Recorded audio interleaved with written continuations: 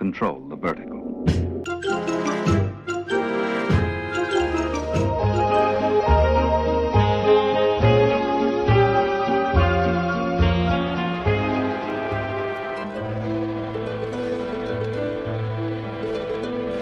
Welcome to Anthologic, the TV anthology podcast. I am your host, Mark. Anthologic is a podcast dedicated to exploring the good, the bad, and the odd of horror, science fiction, and the best of mystery suspense anthology shows and series on TV.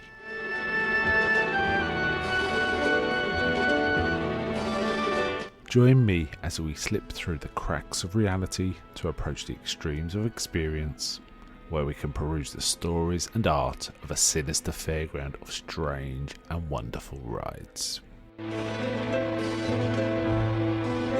And now we go on to the show that is the focus of this particular episode.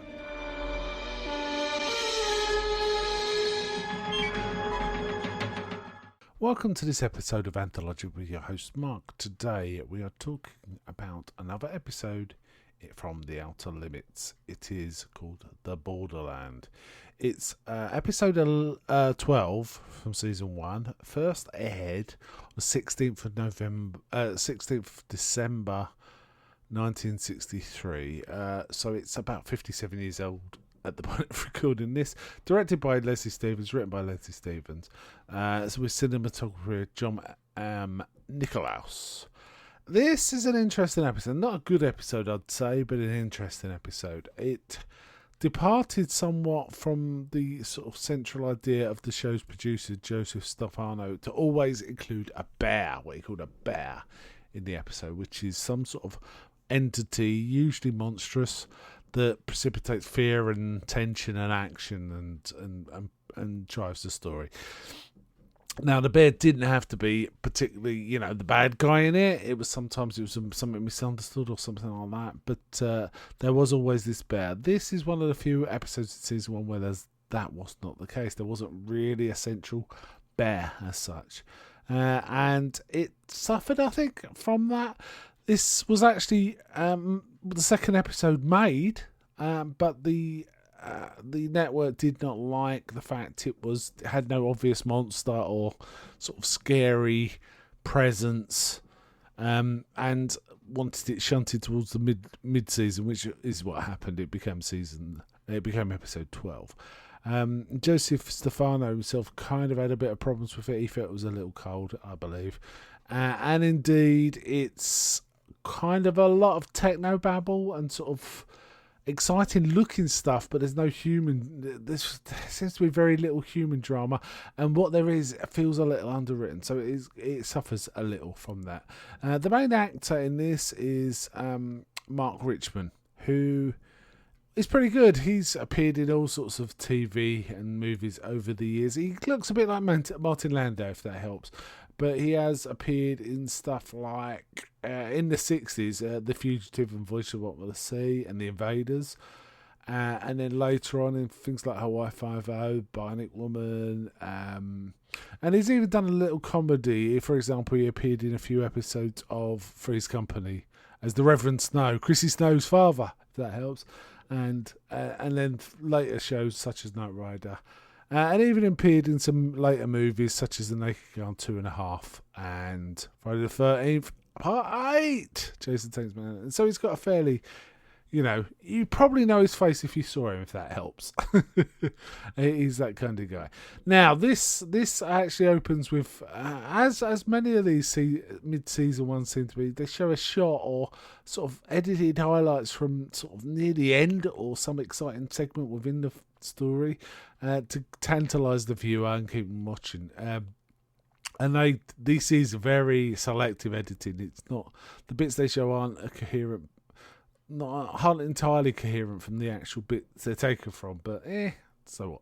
It actually starts with a seance of all things, and what we find is that this scientist, Ian Fraser, and his wife attend this seance as kind of are there to sort of ridicule the the medium, and sort of try to explain. And it's also, we found out it's a seance that's been sort of paid for, as it were, or being requested by a sort of wealthy businessman who has lost his son and wants to talk to his son. And the scientist convinces the magnate, if he helps fund the experiments, it's possible this alternate dimensions that he's sort of working in may actually allow him to communicate with his son, which is a far stretch, really. It doesn't quite cohere.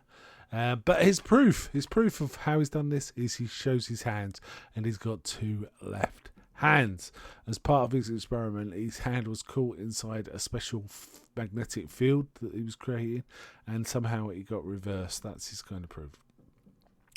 Anyway, the episode is kind of one of those, things that's full of light and fury, but signifies not much. It's a lot of techno babble around like experiments going on, and test this, and like rats being used in laboratory experiments. It reminded me a bit of the Fly remake, in terms of animals being experimented on to do something odd, and in many respects it shares many elements with other stuff you may have seen where it talks about alternate dimensions. It made me think of the horror movie from the 80s called From Beyond. Apparently the makers of Half-Life have acknowledged this as one of their inspirations for creating this story where there's like alternate realities which pull in monsters from those realities. They kind of acknowledge this. However, we don't kind of get that. We do get this magnetic field and strange sort of other dimensions behind it. Not necessarily anything living in those dimensions, though.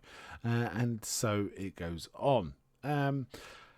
Meanwhile, the medium is she's kind of interested, but she's got a sidekick who's much more money-oriented, shall we say, who's a bit peeved that they've been rode out of town, as it were, by this scientist that his thinking is the scientist is just another scammer like them to try and extract money. So he doesn't really believe what's going on, thinks it's all for show, and it's like magic tricks. And they manage to slip into the lab and just observe stuff all the time, no security. It seems a bit weird.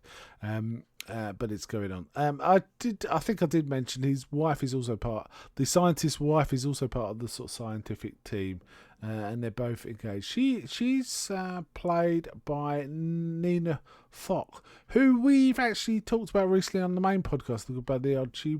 She played the Pharaoh's daughter in the Cecil B. DeMille 10 Commandments from 1956. She's pretty good in that, and she also appeared in this. She was pretty good as well. So props for those two. I didn't have any faults with the acting or anything like that, and the dialogue was okay, but I've got a feeling it was stripped back to have less character stuff to make room for the special effects, of which there's plenty in this. There's lots, and it looks pretty cool, but it leaves you feeling a bit like, yeah, okay, well, so what, it's kind of like that. So it's okay. I wouldn't say it was a great episode. I think it does lack the bear, as it were. Really, there isn't really a bad monstrous thing. It's just technology and these paramediums kind of messing with things. They do mess with things to create a serious accident, but some of the earlier dialogue, and I won't go into it, but some of the early dialogue kind of indicates people were foreshadowing or foreseeing what might happen to them, and we get 3 of the characters sort of saying about what they think that might happen, and 2 of them that comes to pass. The things they sort of foresee come to pass, and it's possible the 3rd one, we don't really know what happens with him. If what he foresaw coming to pass happened, then it's kind of a happy ending, but it's not a little clear. And you can kind of, I believe, what I've read up on this, there was certainly dialogue cut that would have illuminated the characters better, and it would have made more sense of the closing dialogue, which is about the nature of love and stuff. And then, the film is basically the guy is rescued by his wife, believing she could rescue him.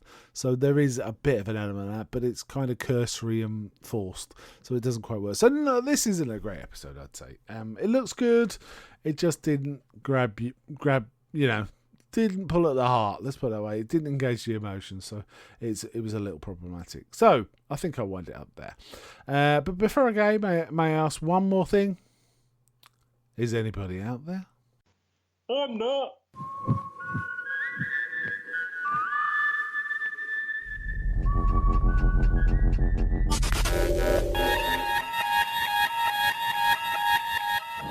We now return control of your television set to you until next week at this same time, when the control voice will take you to